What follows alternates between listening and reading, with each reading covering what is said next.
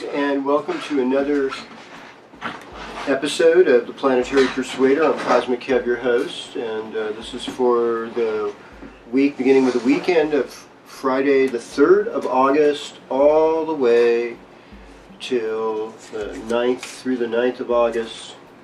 And so what is going on? Well, it is a week of some different switch-ups.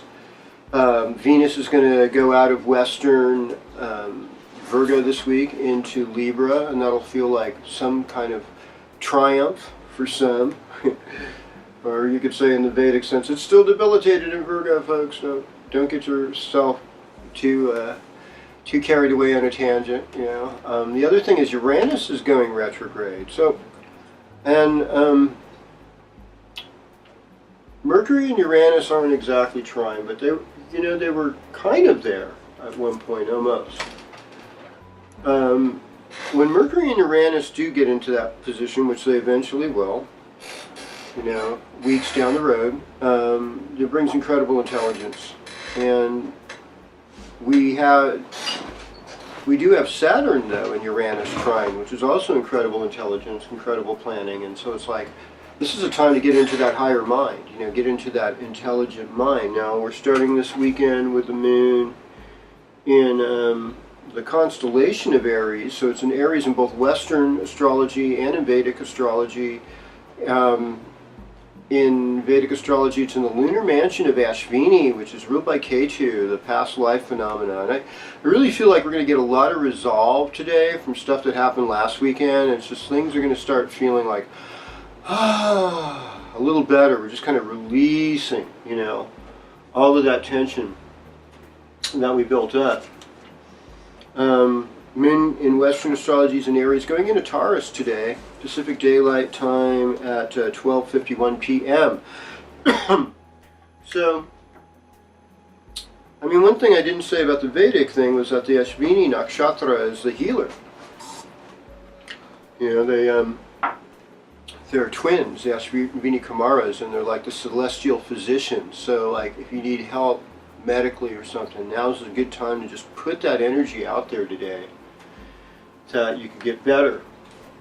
And but otherwise, you have Moon in Taurus and Western this weekend. It's going to feel pretty good. It's going to feel a lot more stable, a lot more grounding, and I think it'll feel like a new start of some sort too. So on we go with Aries. Welcome to the Planetary Persuader. Here's your horoscope. So Aries, we've got Mars retrograde in Aries. And I was thinking to myself, when does Mars actually go direct? Because I should know this by now. It goes direct on August 28th, it looks like. So it's a ways away still, the 27th. So yeah, we've got just a few more weeks of this Mars retrograde, but there's some gifts to it. That's what I want to say. It's just like there's some gifts to it, and it's self-reflection, and it's self-improvement, and it's also improving how you socialize and relate to other people. Yay! Okay. Greetings, Taurus. Welcome to your horoscope. So Uranus and Taurus goes retrograde. And Uranus moving slower. And I think for those of you who have this would be trippy, even this weekend we should start feel like a vibe from this, because the Moon and Uranus are going to be conjoined each other. So, on Friday, so there's going to be this feeling like, wow, I want to do something for the Earth. I want to do something to make the planet better, to get rid of the problems and create real practical, beautiful solutions that make us all feel more comfortable. And so Taurus is a revolution about our comfort zones. But here's the problem is sometimes we're myopic about what makes us comfortable might not make another person comfortable. And so, we get these really horrible policies, as a result of this. So, tolerance and compassion, that's the only thing that's going to get us through these times, is tolerance and compassion. All right. right. Greetings, Gemini. Welcome to your horoscope. Well, what can we say about this? It's a time where you're really dealing with friends, siblings, neighbors, communication, and certainly with Mercury retrograde, there's been a lot of communication snafus. There's only so much you can do. And a lot of times we take on too much. So letting go of what we don't need, and welcoming simplicity. This is one of the keys to survival is, simplicity is glamorous. Simplicity is hip. There's no need to complicate things. Just keep it that way. Be willing to learn. I mean, that's another thing. A Jupiter transiting your 6th house, this kind of Mercury energy persists, where it's like, okay, there's more to learn. There's more to learn about working with others, listening to them. And you've had some really hard things that have been sort of ego damaging, but I think taking a vacation to a sacred spot, climbing Mount Shasta, something like that, any place that has some kind of spiritual value in the naturescape of your community, this would be a good idea for you right now. Okay. Hello, Cancer. Welcome to your horoscope. So good to be with you. Alright, so we can breathe a big sigh of relief. Last weekend and that big moon thing is over, and now we've got this this more stable Taurus moon, sort of like the social life is really picked up for Friday, Saturday, even Sunday for you Cancer. So I think you're going to have a good time. I think it's going to be okay. And that you're going to make it. And barring torrential weather or something. But I think you're going to be fine. Moon goes into Gemini on Sunday night, so like after Sunday night you might be like, wow, I feel more reflective, I feel like kind of isolating myself, just dealing with my karma. So we go through the week that way, and then of course the moon will be in Cancer later this week on starting Tuesday night, Wednesday, and most of Thursday. So those are going to be pretty powerful positive days for you. So that's I think that's that's enough of it. You're concerned about money and finances, and just keep working on it. It's coming. It's all coming. Okay, hello Leo, and welcome to your horoscope. So, okay, I get this. There is a need to renew yourself and to kind of declare who you are, and have other people follow with that. And mostly it's like you're a lot of fun. I think of the maypole as like Taurus ruling your career, so it's like the symbol of like all these colors. It's a celebration, it's a carnival, it's Leo time, whee! And midsummer, the heat, the dryness, or the torrential tropical rains, depending on what kind of environment you live in. And always a lot of drama. There's the clowning aspect, there's the father aspect, there's the honesty aspect, and the spectacle. I think expansion, big broad vision, sun. That's you. And but you've been dealing with some really hard, like there's like a demon trying to kind of eclipse your soul. That hungry Rahu. And then there's this Mercury business of going retrograde, and it's not feeling like quite right, like your brain's not working the way you want it to, so you're upset, and there's still that South Node Mars thing happening, and even though they might be moving further, but they're moving together somewhat, so it just seems like, oh man, we're having to eliminate deep trauma. It's like going through deep surgery, maybe with a partner, you know, and a loved one. And it probably feels really hard. It's going to take some time to recover. Well, hello Virgo, welcome to your horoscope. So glad you made it. So glad you're here with me.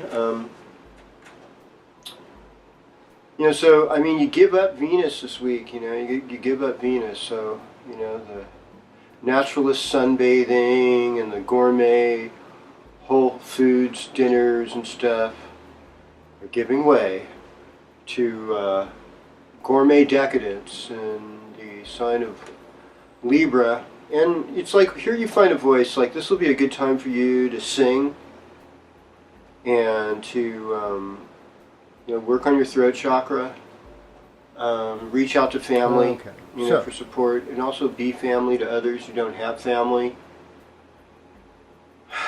And you know, it's some manifestation, you know, some more money is coming your way. This is actually going to improve your money situation. And let's see what else. Well, it seems like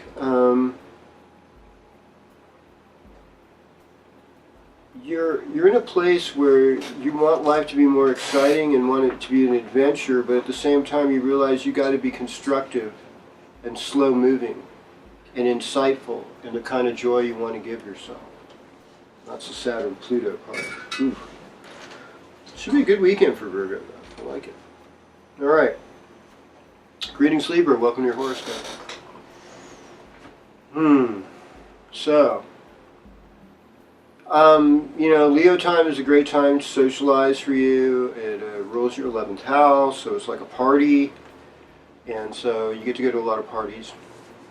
So hopefully you're enjoying life a little bit. It's a little bit more freeing. It's like kind of like your good karma is in the 11th house transit. Okay, so what's new? Well, you know, I mean, Venus comes in your first house, so you become much more appealing, you become much better looking to people, you become the flavor of the month, so to speak. And, you know, Venus is going to retrograde at some point later on back into Libra, too. So, you know, from Scorpio. So Scorpios and Libras, you know, there's going to be all this coming and going of love for you, you know. And so that's something to look forward to, I suppose. Creating more wealth with Jupiter in the second house, working with it. Having wealth that has a principle of helping others. That's a way with Jupiter to make an agreement to manifest something better. You know, the foundations of your home life and stuff are someplace where you need work and more security, I suppose. And, you know, but you got some creative instincts to explore and work out as well. Nice. Okay. Greetings, Scorpio. Welcome to your horoscope. Like I said last week, Leo works your way you work, you know. And because Scorpio is this very resourceful, creative sign, I create, has a lot of strong desire. It's like, in a way, a much more, like, kind of more spiritual version of the Mars energy, but there's like a Pluto energy too, which is like that X-ray vision, intuition. Don't BS Scorpios, people. You know, it's not a good thing. And because they see right through you. And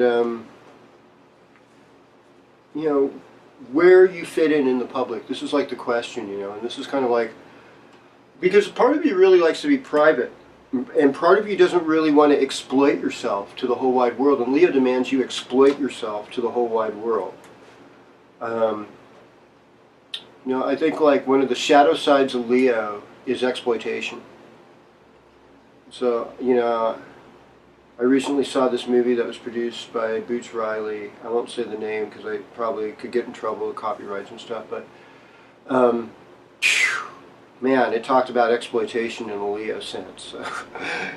And it was crazy. And so we can't be exploiting people. That's the truth of the matter. And you have people that love you. And you have good spiritual values that you want to teach the world and convey to them. And give yourself the love and, you know, that high spiritual vibe. Not in a hypocritical way, but in that real humility, that close to the earthness that Scorpio is known for. Okay. Greetings, Sagittarius. And welcome to your horoscope. So, Jupiter in Scorpio makes for a deep spiritual life. And this is a time to work on that, because it's like you're kind of polishing off your karma, because you're going to break out by the end of this year. You know, by November, Jupiter goes into Sagittarius, so there's going to be all this bust out energy, and you know, you're going to be part of the bust out, and the breakout, and the make out. But don't be part of the fake out, because then you'll be part of the stake out.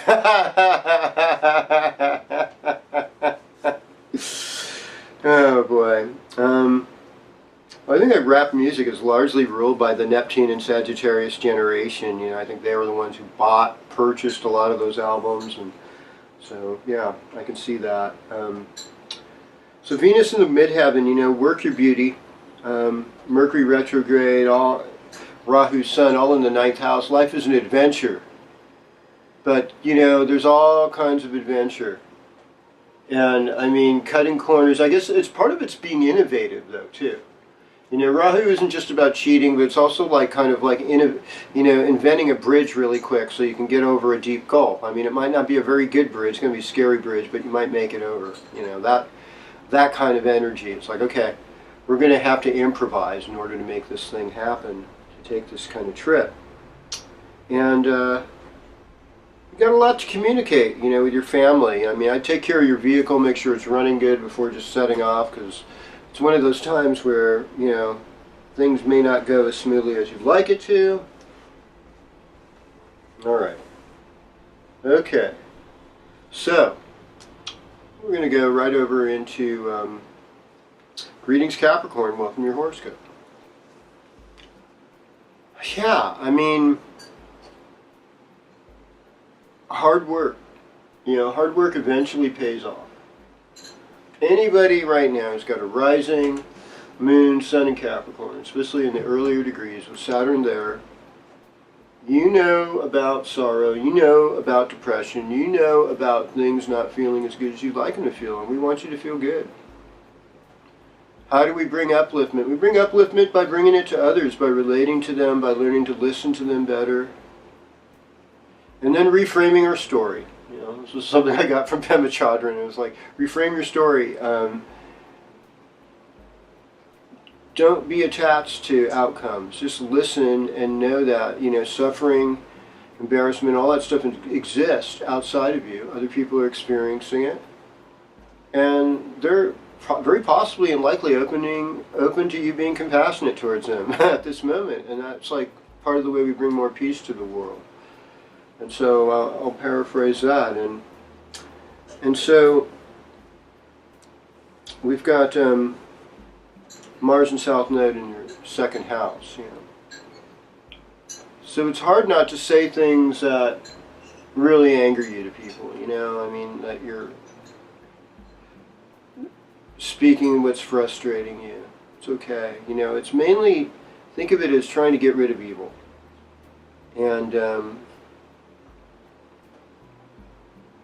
you know, sometimes you have to just bless those who are the weakest and most threatening to us in order to get beyond it and not feel we own resentment. You know, because, you know, it's a time when other people seem to be in power right now. You know, Leo time, other people's property. You know, maybe your spouse is doing good. I hope so. I hope somebody, if you have a spouse, you know. And it's okay. People with spouses often wish they were single, and people who are single wish they have spouses. And so, you know, wherever you are, it is beautiful, it is perfect. You are worth love, you are worth showing up for, and you are worth forgiving. You know? So you got to forgive yourself and then forgive other people. It's part of the game this week. Yeah. So, greetings to Aquarius. Welcome your horoscope. I've been running through them quickly. Mars is in your 1st house, so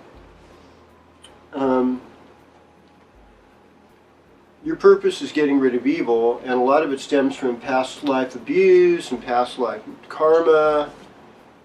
what you went through, what you had to acknowledge, what you had to endure during that period of time. And it's not always pretty, it's not always fun, and it's not always easy. So that's something that you just have to take, you know, and understand that that's part of your thing right now. We'll talk a little bit about Uranus for a bit, because Uranus is squaring you if you're like an early Aquarian, like somebody born on the 20th, 21st, 22nd. You know, you're getting some pretty strong Uranian hits right now. And it's like, oh yeah, the crisis of the earth, it could affect us all, because, you know, if we're not good to Pachamama, you know, Mother Earth, you know, the whole game flows. And like there's a lot of partnership energy for you right now. There's a certain kind of like romantic energy for you right now. I think as Venus is now moving into your 9th house, it's like long distance romance is more possible. And even like a kind of a spiritual relationship with somebody, that's part of it as well. Because we got, you know, Neptune still, you know, was putting its final gaze on Venus before going into Libra. You know, there's kind of like the karma police have been after you, and they've been just cleaning stuff up. and so that's, you know, it's a different situation for you. But you are a good worker, and you're of value to the public right now. And your opinions and your views really do matter, because you're really seeking higher ground, you know. And higher ground is not revenge, and higher ground is not about retribution. It's about resolving things, and it's about fixing roots of problems, you know. Saturn went into the Mula Nakshatra. I mean, that's the roots, folks. I mean, we got to get to the root of our problems in order to make things better, and that's going to help clean out your own karma too, as you're attempting to move forward here. All right. So, I mean, all in all, it's been like a lot of energy to weight on your shoulders, you know, even since last week's full moon. And so we're just sort of releasing things in general. So, greetings, Pisces. Welcome your horoscope. So, I'm giving you an Aquarius a little more love, because there's just, you know, I skip on you a lot of times. So we start the weekend with this moon mostly in Taurus. And so that is your 3rd house, and that is neighbors, and that is your siblings and close friends, you know, that have known you since you were younger. It's also education, how we learn, working with your hands a lot, doing a lot of working with your hands, you know, for this weekend, and feeling that stimulation of something new, you know, especially Friday night, there's this anticipation, ooh, something new's on the horizon, it might be good, you know, it might help save the earth and make it a better place. So that's what's happening. And then the problems in your social sphere. Maybe you feel like you've suffered social embarrassment, but it's been actually good for you in a way. Sometimes in our clowning, most humble moments, something good can happen out of it. We should not take ourselves too seriously, that we lose sight of our humor. You're really good at spiritual seeking right now, so you don't have to feel like you have lack of anything. I mean, you've got Neptune in the 1st house, so it's kind of hard to tell whether something's a mirage or an oasis. You know, is this really a solution?